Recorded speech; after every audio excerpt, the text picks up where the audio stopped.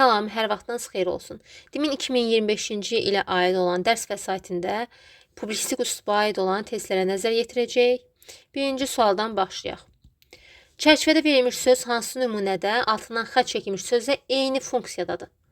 Biz bilirik ki, sözün 3 funksiyası var. İnformativ, poetik və terminoloji.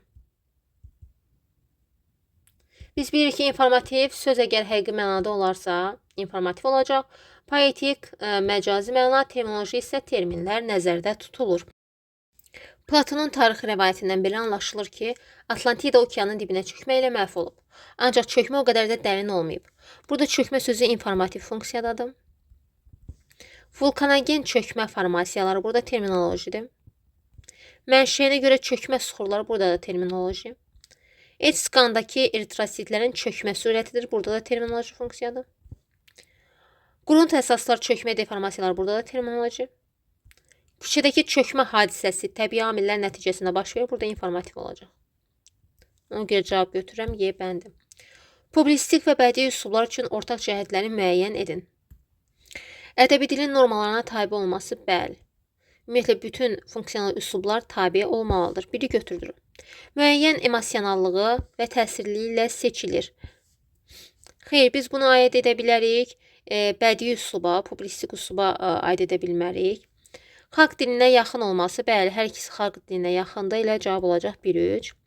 Mücərrəd obrazlığı aid edə bilərik yalnız bədiiyə, daha çox mətbuatda olacaq yalnız publisistikə. Üçüncü sual. Ədəbi dilin üslublarından biridir. İndi biz doğru fikirləri götürməliyik. Digər üslublarla bağlı deyil fikri yanlışdır. Nəyə görə? Çünki biz deyirik ki, bədii publisistik üslub da var, elmi də var, rəsmi də var, rəsmi publisistik də var. Məsələn, bədiiyə biz deyə bilərik bədii publisistik üsluba. Məsələn, deyirik oçerklər, felyatonlar, məsələn, elmiyə deyə bilərik ki, dini siyasi məqalələr, bunları misal göstərə bilərik. Rəsmi publisistik üsluba biz aid edə bilərik bəyanat. Məsələn, prezidentin bəyanatı. Demək, bir səhvdir, biri çıxıram. Sintaksisi danışıq dilinə yaxındır, təbii ki, doğrudur. Çətin anlaşılan sözlər elmi üsluba xasdır, əsasən. Azərbaycanda 19-cu əsrin ikinci yarısında yaranıb, biz deyirik ki, Əkinçi qəzetinin yaranması ilə publisistik üslubun əsası qoyulur. 1875-ci ildə 2-4 Y bəndi şifahi və yazılı formalar bir-birindən kəskin fərqlənir. Xeyr, kəskin fərqlənmir. Publisistik üslubun yazılı formasına aid olanları müəyyən edin. Xəzər radiosunun musiqili verilişi bu aiddir şifahi formasına. Bakı jurnalında dərc edilən məqalələr yazılıdır. Xalq qəzetindəki reportajlar bu da yazılıdır. İTV kanalının xəbərlər proqramı bu isə şifahidir. Ona görə cavab olacaq 2-3. Yəni, burada reportaj sözü sizi çaşdırmasın. Çünki qəzetdə bu dərc olunubsa, təbii ki, yazılı formasına aid olacaq.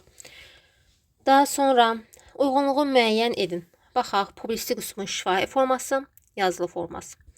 Birə biz şifahi formasına aid edirik nə? Radio dili, televiziya dili.